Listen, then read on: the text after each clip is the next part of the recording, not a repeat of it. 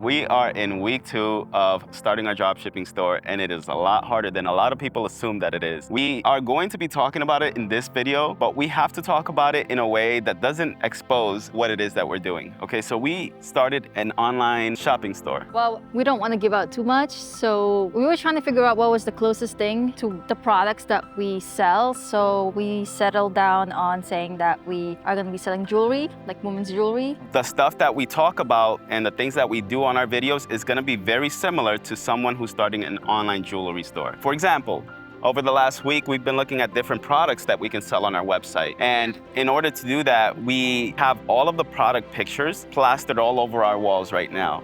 So we can see how someone who's purchasing the products on our website can coordinate them together. I also had to go through a lot of the items and curate them all so it could match with certain backgrounds, certain outfits. And I also had to do a casting call for models because I'm gonna be doing all the photography work. So like if you're starting a business, a cool thing to do would be to reach out to different groups on Facebook and ask them if they'd like free photos with your products on them or free videos, because then you can use that for marketing purposes. It's a pretty good opportunity too because a lot of my coworkers and my friends here in Sacramento are always asking me, oh, can you do a photo shoot? I never had time to do it. So I'm actually gonna make time to take these photo shoots, and people are pretty excited because people are willing to pay me for those shoots, and I just never had the time. It's like, I would do it. I usually just give photo shoots as a gift, but now that I'm doing this for the business, I said, listen, we can collaborate. You guys get like high-res images and we get a model. Yeah, and like I said, we're gonna use this for marketing purposes.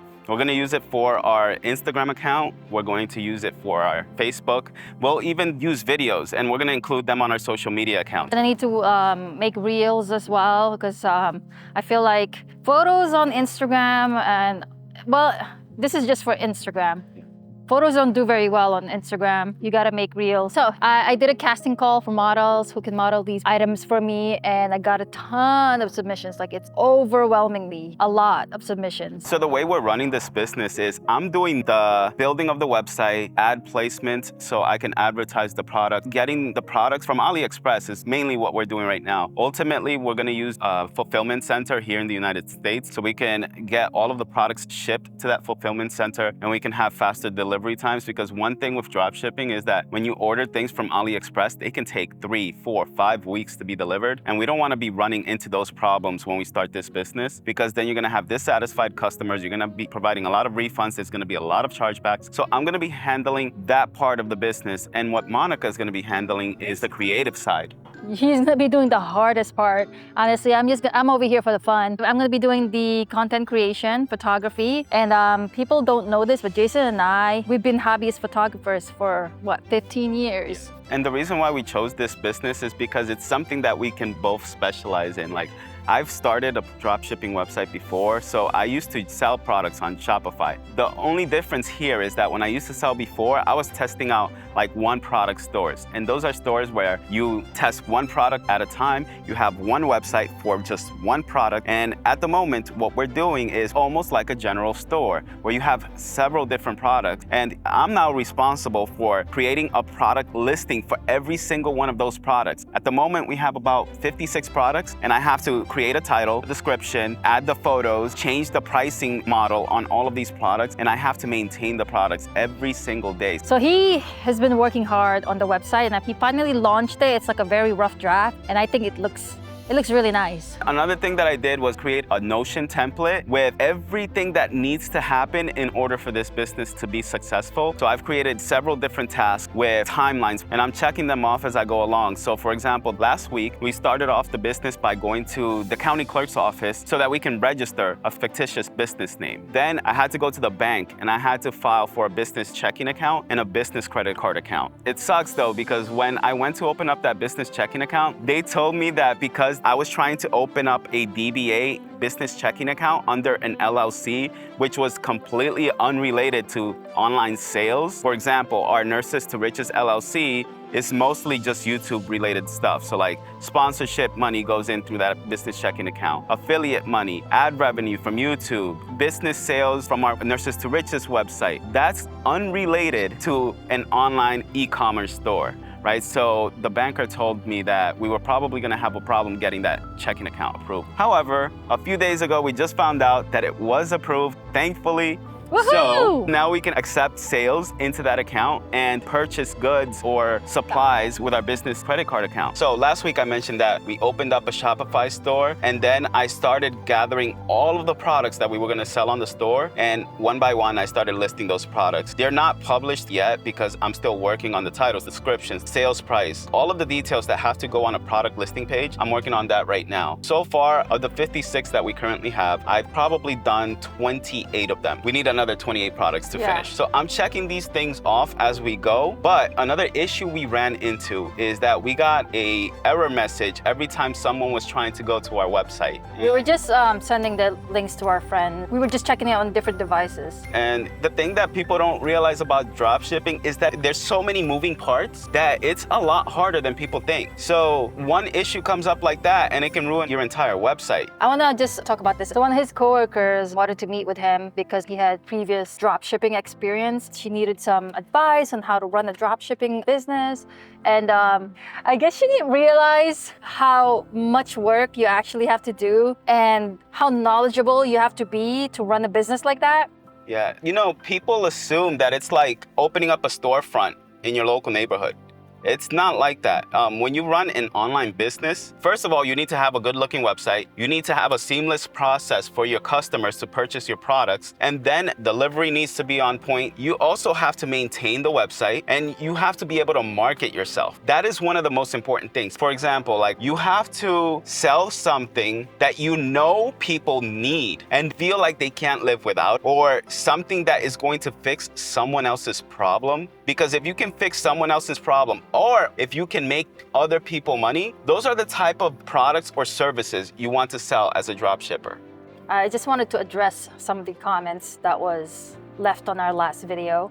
We work, 20 hours a week? We have great benefits, we have great pay. There's no arguing in that, it's absolutely true. But why are we still looking for a way out? Okay, babe, how long have you been a nurse? 11 years. So April of 2024, I've been a bedside nurse for pretty much 10 years now. And the moment I came off orientation as a new grad, I was already burnt out. With that being said, and me working as a bedside nurse for 10 years, 10 years might not be a long time for a lot of nurses, but for me and for Jason, I think it's a pretty good amount of time to be on your feet, doing back-breaking work, being disrespected, all sorts. I can go on and on about that. But in addition to that, like people don't realize I've actually been working since I was like 12 years old. I hate working for other people because the feeling that we get working for ourselves is something that cannot be matched by working for an employer. Right now, we are working on a business and we're doing something we love doing. We are out recording videos, taking photos. That's our hobby, that's our passion. And if you are good at something and you enjoy doing it, why not turn it into a business and make money doing it? I'm not sure if everybody knows this. 6 years ago, we moved from New York City to Sacramento. Here in Northern California, we have 0 family here. And I think 2 years in, we were like, we miss New York so much, we want to move back. And then we had our son, and that just made us want to expedite this move back even sooner. So I feel like we can't move back to New York living the same lifestyle as we do and have time for our family. The working conditions in New York as a nurse is just deplorable. I really don't want to work as a nurse in New York, especially when it involves patient ratios. Like if I do go back to New York and work as in New York, it's not going to be bedside. It's not going to be somewhere where I have to deal with 6, 7, 8, 9, 10 patients. Okay, that was the plan. And me working in the ER, oftentimes I would get 16, 17 patients. Okay, that was the norm. I've been told that ever since they passed that law in New York that things are getting better, but they're still not at the level of California. But seriously, even if the pay was okay, if I have to work in that type of working condition, I'm not gonna want to do that. And we want our family support. We want my son